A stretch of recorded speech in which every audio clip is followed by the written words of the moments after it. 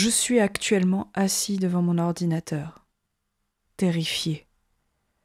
Chaque instant pourrait être le dernier. Mon ami est ici avec moi, ma vie est en danger, et c'est totalement de sa faute. Cela n'a peut-être aucun sens au premier abord, mais laissez-moi vous expliquer.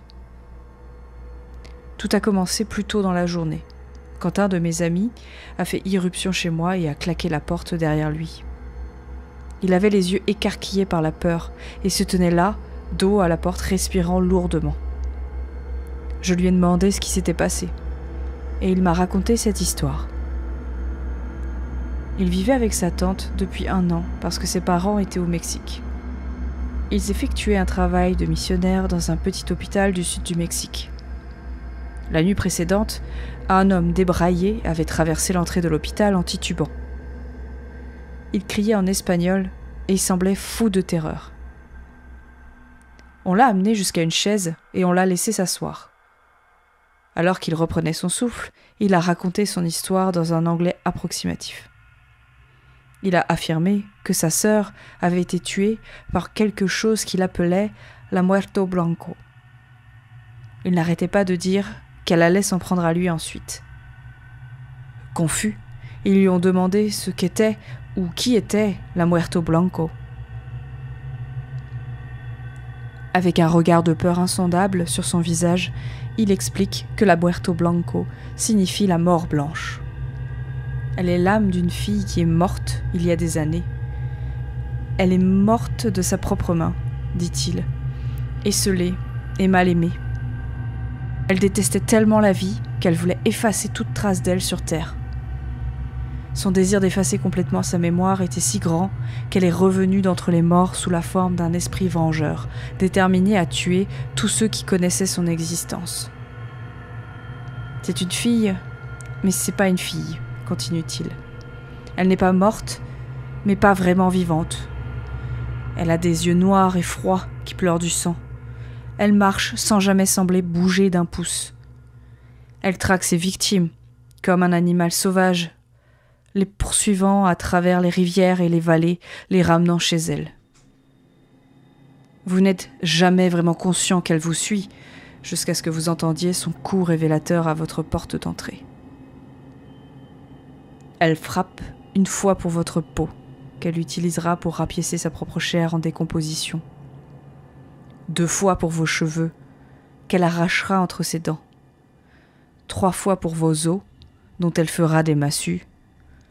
4 fois pour votre cœur, qu'elle arrachera de votre poitrine. 5 fois pour vos dents, qu'elle polira et gardera dans une boîte. 6 fois pour vos yeux, qu'elle arrachera un par un. 7 fois pour votre âme, qu'elle consumera tout entière. Où que vous alliez, la mort blanche vous traquera et vous entendrez son terrible coup de poing résonner à la porte. Vous pouvez essayer de la distancer, mais elle est plus rapide qu'un mortel. Si vous vous enfuyez de chez vous alors qu'elle frappe à la porte, elle vous suivra partout où vous irez. L'homme terrifié était certain que cette chose avait tué sa sœur. Il a essayé de parler de la mort blanche à la police, mais il n'avait pas voulu l'écouter, considérant qu'il s'agissait d'un conte de vieille femme. Il a ensuite essayé d'en parler à son prêtre, mais celui-ci lui a immédiatement fermé la porte de l'église au nez et l'a renvoyé chez lui. Le prêtre avait vu la mort blanche le suivre, dit-il, et il ne voulait pas s'en mêler. La tête entre les mains, l'homme effrayé dit que la mort blanche vous suit pour toujours, jusqu'à ce que vous en parliez à quelqu'un d'autre. Alors elle frappe. Elle vous tue et commence à suivre la personne à qui vous l'avez partagée. Après avoir terminé son récit, l'homme a volé une voiture sur le parking de l'hôpital de la mission et disparu dans la nuit. Apparemment, le père et la mère de mon ami ont immédiatement appelé sa tante pour lui parler de l'homme étrange qu'ils avaient rencontré. Ils lui ont demandé si elle avait déjà entendu parler de la mort blanche. Elle a répondu par la négative, et ils ont commencé à lui raconter l'histoire que l'homme leur avait racontée. La tante a reçu un appel téléphonique plus tard dans la nuit. C'était la police mexicaine. Ils lui dirent que les parents avaient été retrouvés morts devant l'hôpital. Ils avaient été déchiquetés. La tante de mon ami a immédiatement appelé ce dernier à l'école pour lui annoncer la mauvaise nouvelle. Alors qu'il pleurait, elle lui a dit qu'elle ne comprenait pas ce qui s'était passé. Elle lui a raconté toute l'histoire, lui parlant de l'homme étrange qui s'était présenté à l'hôpital quelques heures seulement avant que ses parents ne soient retrouvés morts. Elle lui a raconté que l'homme avait raconté à ses parents une histoire étrange et troublante sur une chose appelée la mort blanche. Quand il a raccroché le téléphone, il a eu du mal à accepter ce qui s'était passé. Cela ne lui semblait presque pas réel. Quand il est rentré chez lui après l'école, il a trouvé la porte d'entrée de la maison de sa tante ouverte. À l'intérieur, il y avait une trace de sang qui menait à la cuisine. Là, sur le sol de la cuisine, il trouve le corps de sa tante. Elle avait été déchiquetée membre par membre. Il courut hors de la maison et traverse toute la ville, sans jamais se retourner, jusqu'à ce qu'il arrive chez moi. Quand il m'a raconté cette histoire, j'avais du mal à y croire. En l'espace d'une journée, sa mère, son père et sa tante avaient été assassinés. Tout cela semblait trop tiré par les cheveux.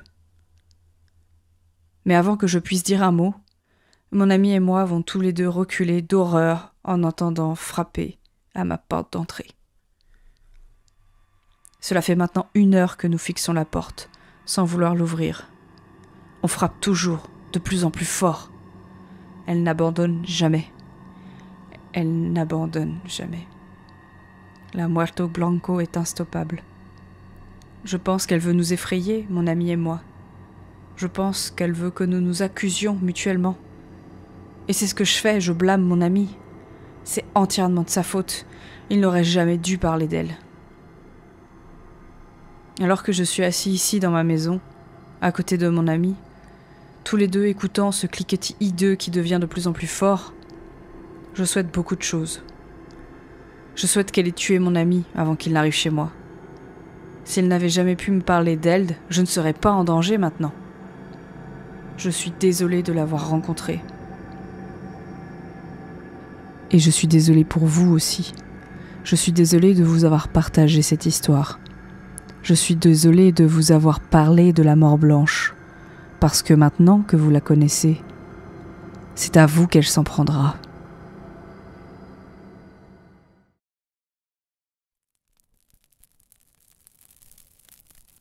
Lorsque j'étais enfant, mon grand-père me racontait des histoires effrayantes tous les samedis soirs.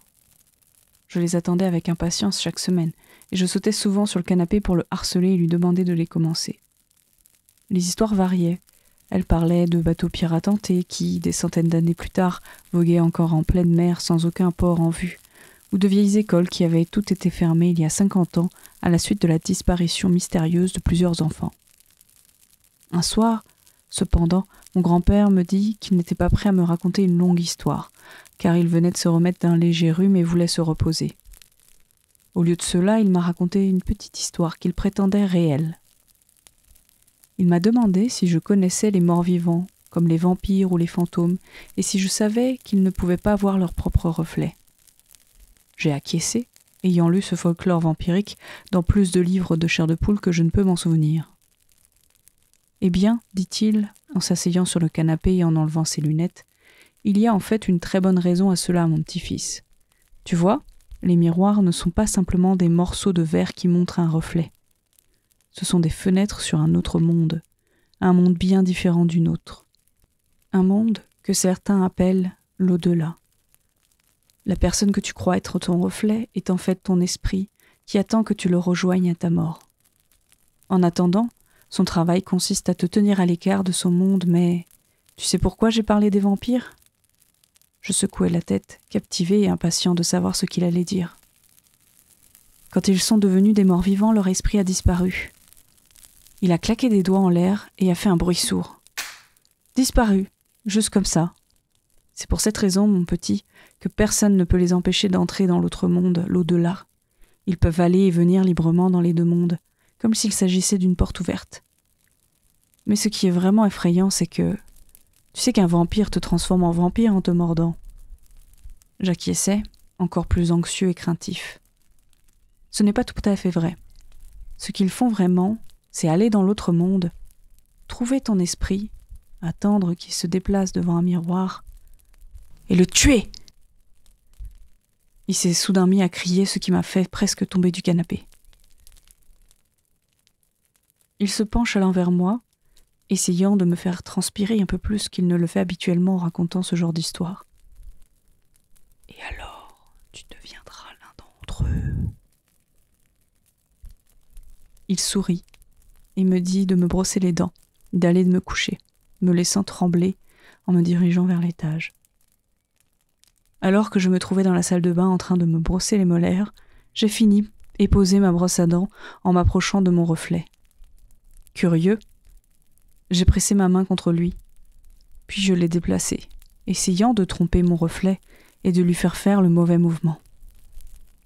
Après quelques secondes, j'ai abandonné, me disant que, même si l'histoire de mon grand-père était vraie, personne ne voudrait de mon esprit de toute façon. Je n'étais qu'un petit garçon quelconque qui n'avait rien fait de mal. Quelques instants plus tard, cependant, ma vision périphérique a capté quelque chose dans le miroir.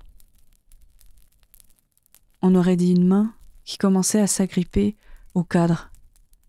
Au moment où j'ai vu que quelque chose commençait à se pencher vers l'intérieur, je me suis retournée vers le miroir. Mon reflet me fixait, l'air terrifié, et cligna des yeux.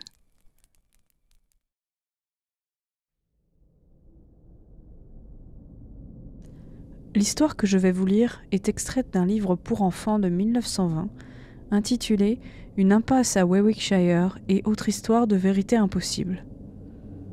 Malheureusement, il ne reste probablement que quelques exemplaires de ce livre. J'ai eu la chance d'en trouver un exemplaire parmi les vieilles affaires de ma grand-mère, dans le placard à l'étage. L'auteur de ce conte est Arthur Holmeswick. À la fin du XIVe siècle, vers 1360, vivait en Angleterre, dans la région actuellement connue sous le nom de Cheddar, un propriétaire terrien du nom de Warwick, qui entra en possession d'un serviteur d'un genre particulier. Bien sûr, les serviteurs de l'époque n'avaient pas la même importance que ceux que nous connaissons aujourd'hui, mais ce serviteur était particulièrement singulier, principalement parce que Warwick n'avait pas de serviteur, à l'exception de celui-ci qui était mystérieusement apparu dans son atelier un après-midi bien après le goûter. La fille aînée de Warwick fut la première à remarquer la présence du nouvel homme, et la première à penser qu'il s'agissait d'un client, même si en toute honnêteté, il faisait un drôle de client, et un serviteur encore plus bizarre, comme elle allait bientôt le découvrir. Et l'informa que Warwick était parti avec sa famille pour le Massachusetts. Tom le Froid, comme il demandait à être appelé, se leva de l'endroit où il était assis de l'établi de Warwick et dit à la jeune fille qu'il était le serviteur de Warwick et qu'il vivrait avec eux pour la période que Warwick jugerait appropriée. C'est ainsi que Tom le Froid vint vivre chez les Warwick. Tom le Froid finit par devenir un curieux serviteur, à la fois majordome, valet de pied, cocher et homme d'affaires en général. Monsieur Warwick consulte Tom pour de nombreuses tâches, bien plus, selon sa famille, qu'il n'aurait dû le faire. Mais Tom a toujours exercé une curieuse attraction autour de lui, notamment en raison de son apparence plutôt étrange. Tom était plutôt grand, excessivement mince, et sa tête, trop large, était envahie par une grande masse de cheveux blonds duveteux. Son visage était à moitié couvert d'une marque de fraise qu'il disait avoir depuis sa naissance, et contrastait fortement avec ses yeux qui scintillaient d'un bleu vert et se détachaient dans la nuit, comme des pointes de feu de Saint-Elme. Mais malgré son étrangeté, Tom n'a jamais été déloyal envers Warwick et a fait de son mieux pour servir l'homme en toutes choses. Son seul accès de colère survint lorsqu'il détruisit un pot posé négligemment sur sa main par la fille de Warwick, Margaretha, toute de longue, mince et fragile, et personne ne pouvait lui reprocher d'être fâché. Puis le matin du 4 avril, à la fin des années 1360, Madame Warwick rentra chez elle et trouva un meuble dans la cuisine, là où il n'y en avait jamais eu auparavant. À sa demande, Tom expliqua qu'il s'agissait d'une armoire magique. Il avait trouvé, a-t-il expliqué, qu'il était très cruel de la part de M. Warwick de ne pas accorder à sa femme un endroit reposant où rester au lieu de travailler toute la journée. Il avait souvent supplié Warwick, expliqua-t-il, d'être plus indulgent vers sa femme. Madame Warwick voulait savoir où menait l'armoire. Oh, à un endroit magique où toutes les contraintes vous étaient retirées, et où, tant que vous y restiez, vous pouviez vivre dans un bonheur total et utopique, et que Madame Waywick devait voir par elle-même. Madame Waywick ne sait pas ce que signifie utopique, mais elle demande si son mari est au courant. Tom Lefroy répondit que bien sûr qu'il le savait, et se rendant compte de ses erreurs, il avait demandé à Tom de le trouver pour Madame Waywick. « Oh, alors tout va bien !» dit Madame Waywick en allant dans l'armoire. Au total, 137 personnes disparurent dans le placard cet après-midi, pour ne plus jamais être vues par un Anglais ou une Anglaise, dont M. Waywick, sa fille moyenne et sa fille cadette, l'infirmière, 8 de ses voisins, la plupart des enfants de la ville, le prêtre de la paroisse et plusieurs de ses frères et sœurs. Seule la fille aînée de Waywick, Mary, n'est pas entrée et a raconté aux hommes du roi, lorsqu'ils ont été informés de l'affaire, ce qui s'était passé. Mon père est entré il y a quelque temps pour essayer de persuader les gens de quitter l'armoire. Il n'est pas ressorti. Mais de Tom Lefroy, aucune trace n'a pu être trouvée. Et je ne dois pas omettre de dire qu'en 1914, des fouilles archéologiques ont été menées dans le nord de l'Angleterre, sur la côte escarpée, sur ce qui semblait être le site d'une ville préhistorique d'origine, où les membres de l'équipe ont trouvé, sous 2 pierres posées l'une contre l'autre, des escaliers qui descendaient dans la terre. Dans une salle souterraine d'environ 6 mètres de long sur 5 mètres de large, ils ont trouvé plus d'une centaine de cadavres, tous portant des marques d'une vie remontant à près de 600 ans, tous assis avec les genoux remontés au manteau et les bras enroulés autour des jambes. Outre l'ampleur des corps découverts et les positions curieuses dans lesquelles ils ont été trouvés, la seule chose que l'équipe archéologique n'a pas pu expliquer, c'est le caractère apparemment récent de leur mort. Mort qui, à toutes fins utiles, ne remontait qu'à quelques jours.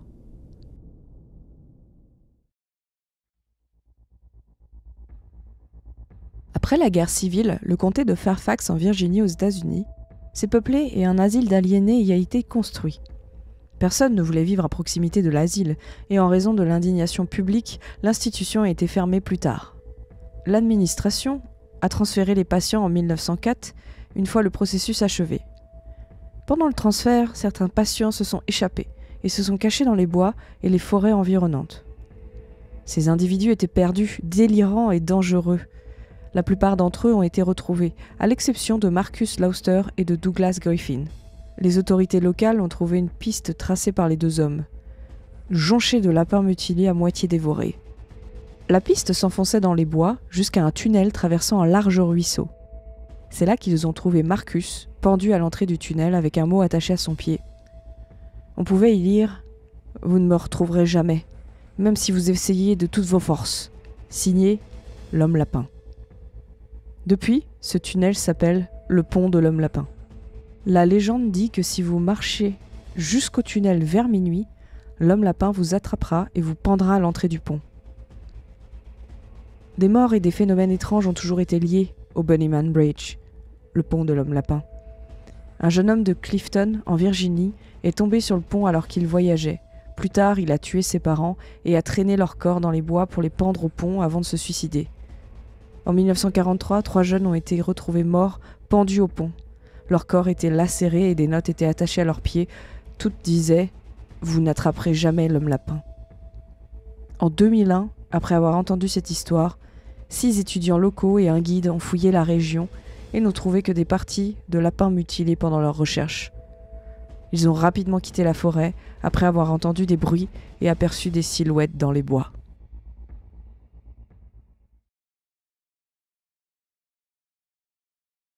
Quand j'étais petit, ma grand-mère, née dans le comté d'Antrim dans l'actuelle Irlande du Nord, me racontait des histoires sur les Banshees. Selon elle, les Banshees étaient en quelque sorte la version irlandaise de la faucheuse. C'étaient de belles fées, mais leurs yeux étaient toujours rouges à force de pleurer, et elles poussaient un cri perçant et surnaturel qu'elles utilisaient pour annoncer la mort. Si vous les entendiez, cela signifiait que quelqu'un de votre famille, peut-être vous, allait mourir. Si vous les voyiez, mais qu'elles ne pleuraient pas, c'était un signe de chance. Mais il y avait aussi une autre condition.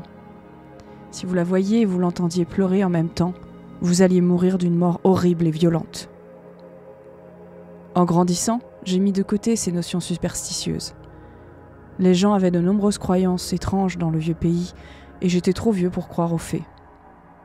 Quoi qu'il en soit, je devais m'occuper de ma mégère de femme qui s'appelait Tessa.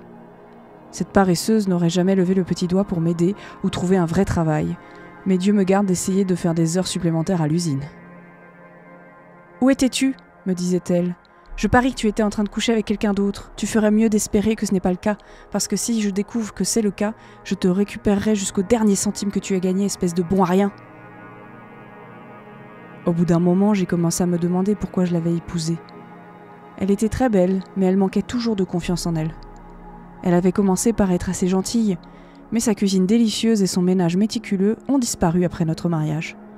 J'en étais arrivé à la conclusion que je m'étais fait avoir. Elle était nulle en tant qu'épouse et en tant qu'être humain. J'ai commencé à fantasmer sur la possibilité de l'assassiner de plusieurs manières violentes. Un soir, j'ai repensé aux histoires de ma grand-mère et j'ai dit tout bas « J'aimerais qu'une banshee vienne pleurer sur le visage de Tessa. » Le lendemain, après être rentré de l'usine de conditionnement de viande, je ne l'ai trouvé nulle part. J'ai regardé mon téléphone fixe et j'ai vu sur l'afficheur 5 appels manqués. Ils provenaient tous du bureau du shérif. Je les ai rappelés et après avoir demandé mon nom, ils m'ont informé qu'un conducteur ivre avait renversé ma femme.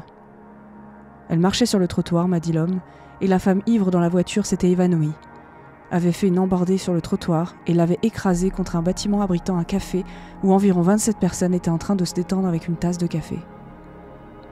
J'étais abasourdi. J'ai accepté de me rendre à l'hôpital le lendemain pour l'identifier. J'ai allumé le journal télévisé où l'on pouvait voir l'histoire. Mais elle est décédée à l'hôpital. Selon la police, la conductrice a été identifiée comme étant Cheryl Montagna, 47 ans.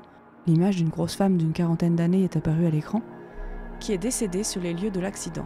Selon la police, Madame Montagna avait un taux d'alcoolémie de 0,42, soit plus de 5 fois la limite légale. Un piéton a été tué et 26 des 27 clients ont également péri lorsque le café a pris feu, les emprisonnant à l'intérieur. La seule survivante, qui se trouvait là avec son mari, a déclaré « La vidéo montre une femme d'une trentaine d'années en train de parler. J'ai entendu des cris étranges et perçants et l'instant d'après, je courais comme une dingue pour me sauver des flammes. » La vidéo revient à la journaliste. « Et maintenant, tu m'en as filé du travail, merde.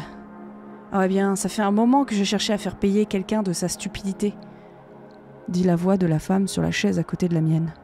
J'ai sursauté à moitié avant de jeter un coup d'œil. Tout ce que j'ai pu demander à la très belle femme pâle aux cheveux noirs qui se trouvait sur la chaise à côté de moi, c'est « Vous êtes qui, vous, bordel ?» Ah, mon nom, le plus drôle, c'est que j'en ai jamais eu. Bizarre, hein? On pourrait penser qu'après quelques millénaires, j'en aurais un. Mais regarde-toi, espèce d'effronté, pourquoi ne me donnes-tu pas un nom digne de la banshee de ta famille? Une banshee? Elle plaisantait? Mon premier réflexe fut de lui demander de partir, mais quelque chose m'en empêcha. Voilà ce qu'il en est. Magie ou pas, tu peux arrêter avec cet accent de pacotille. Je peux dire que c'est de la foutaise à 5 km à la ronde. Ma grand-mère était irlandaise, tu te fous de moi. Ensuite, si tu es une banshee, où est ma chance? Je te vois et tu ne gémis pas. Je devrais avoir beaucoup plus de chance en ce moment. Troisièmement, je crois que je vais t'appeler Aileen pour plus de facilité. Quel que soit ton vrai nom, c'est ainsi que je t'appellerai jusqu'à ce que tu me dises la vérité. Quatrièmement, comment es-tu entrée ici?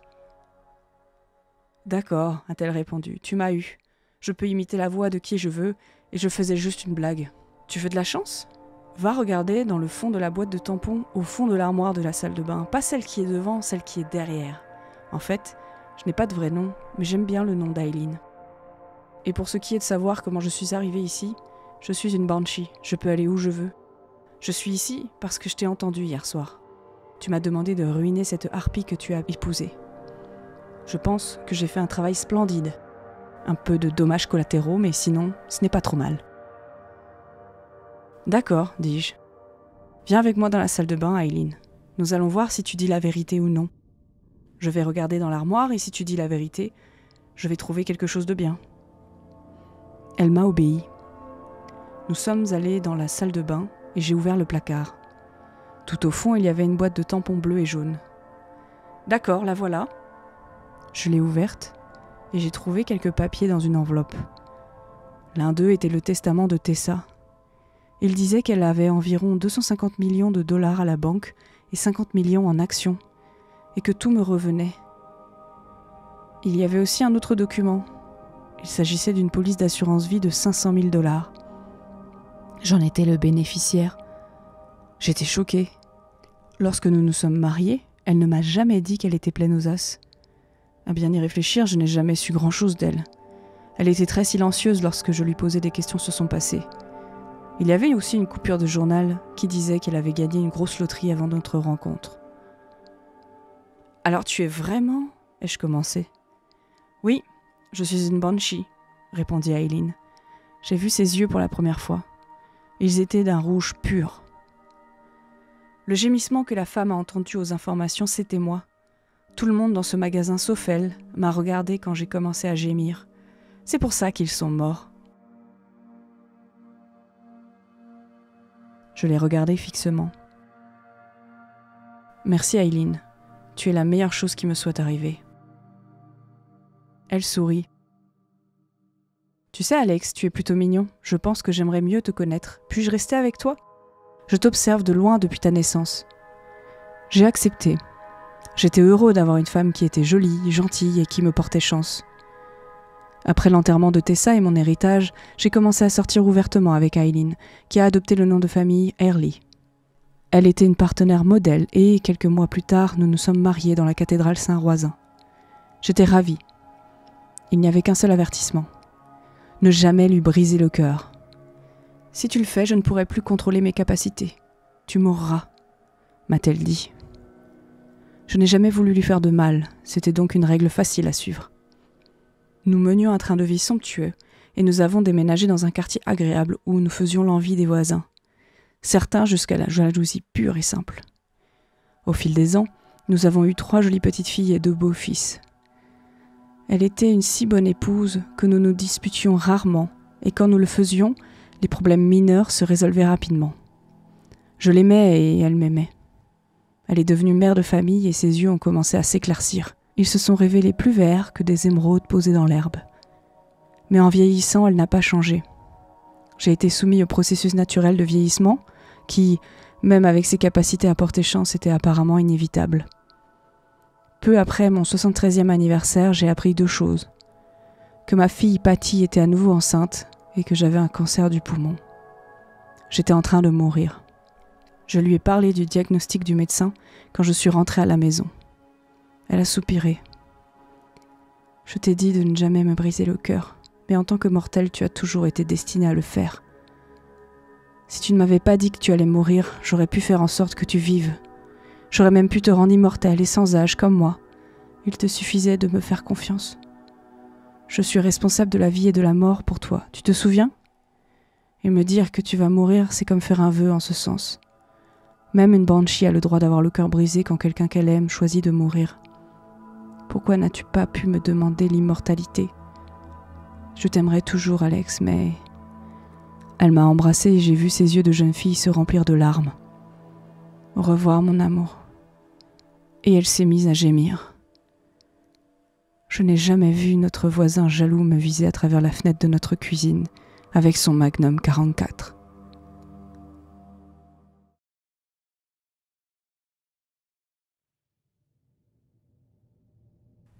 Avez-vous déjà entendu l'expression « une pomme par jour éloigne le médecin » ? La plupart des gens supposent, sans raison de penser le contraire, qu'il s'agit simplement d'une comptine facile à retenir qui souligne l'importance d'une alimentation saine pour les jeunes enfants. Mais le dicton n'est pas né d'un rappel inoffensif. Il est né dans une ville frontalière au début de la ruée vers l'or, où la nourriture était rare et l'argent encore plus rare.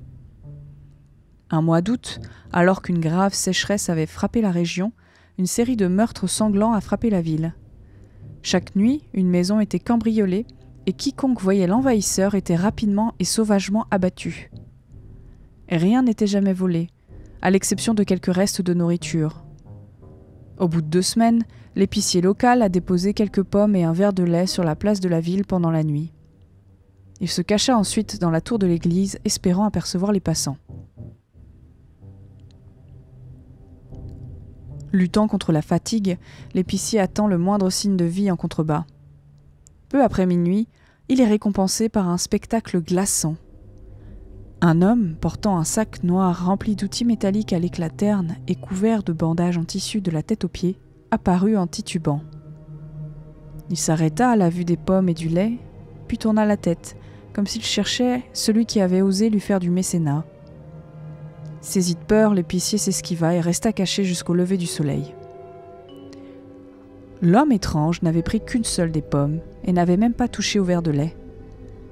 Aucune maison n'a été cambriolée et personne n'a été tué cette nuit-là. Pendant des décennies, la ville a continué de distribuer 1 ou 2 pommes chaque soir, même longtemps après qu'une seule pomme ait cessé de disparaître.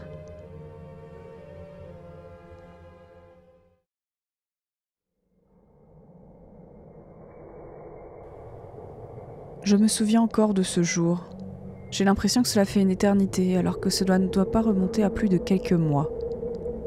Le jour où j'ai posé les yeux pour la première fois sur ce livre maudit. Cette nuit-là, il y avait un orage, et un orage violent.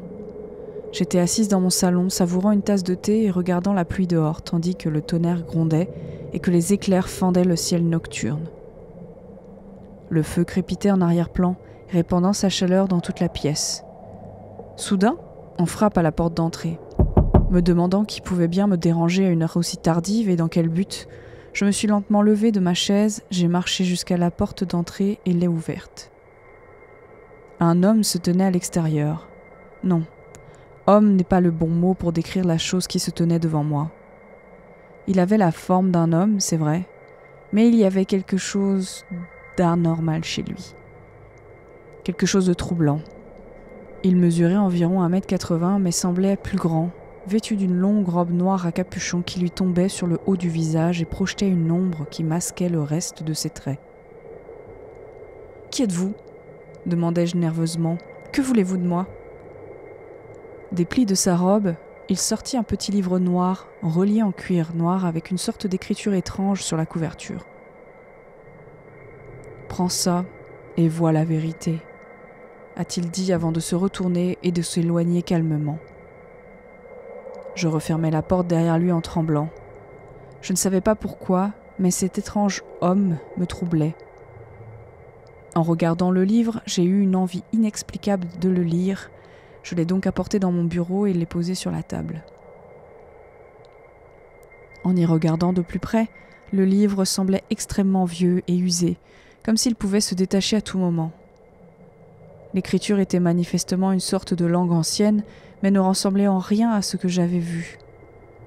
J'ai passé toute ma vie à étudier ce genre de choses, mais cette écriture était complètement nouvelle pour moi, presque comme si elle venait d'un autre monde. Ce qui est vraiment étrange dans ce livre, c'est ce qu'il m'a fait ressentir. Rien qu'en le regardant, j'avais une envie quasi irrésistible de le lire, mais en même temps, j'avais envie de fuir, de mettre le plus de distance possible entre moi et ce livre.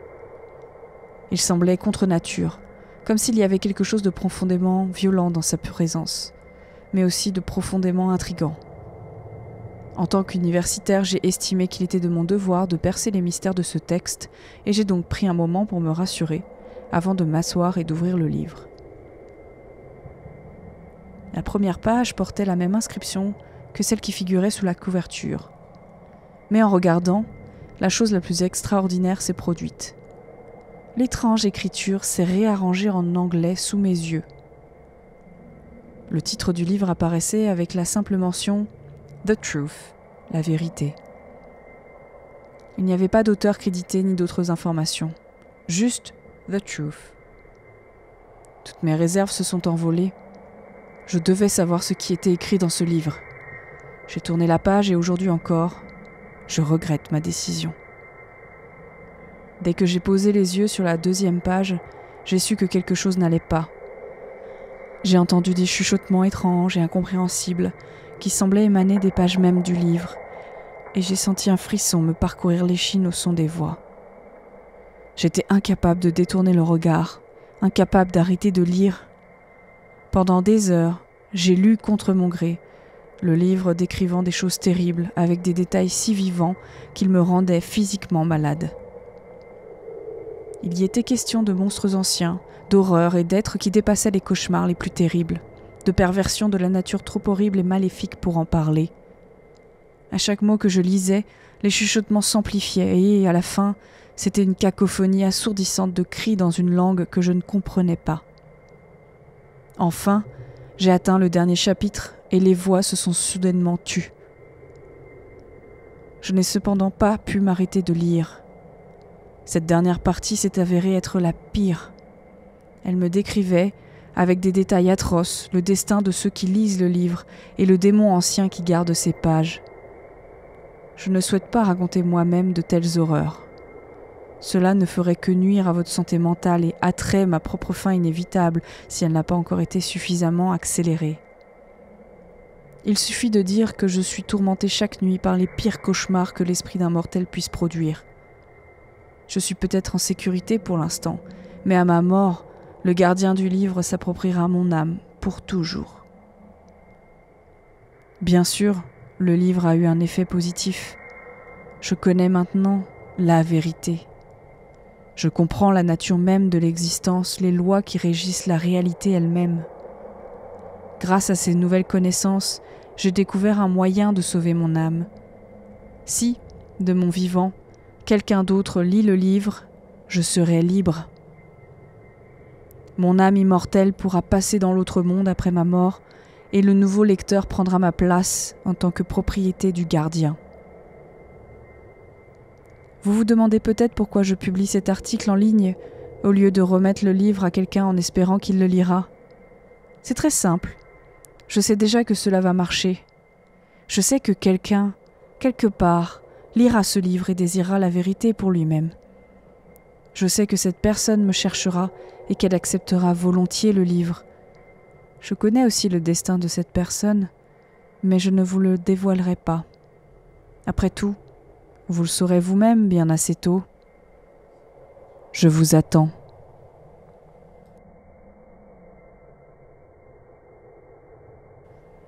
Quelle est la limite du savoir? Aimeriez-vous le découvrir?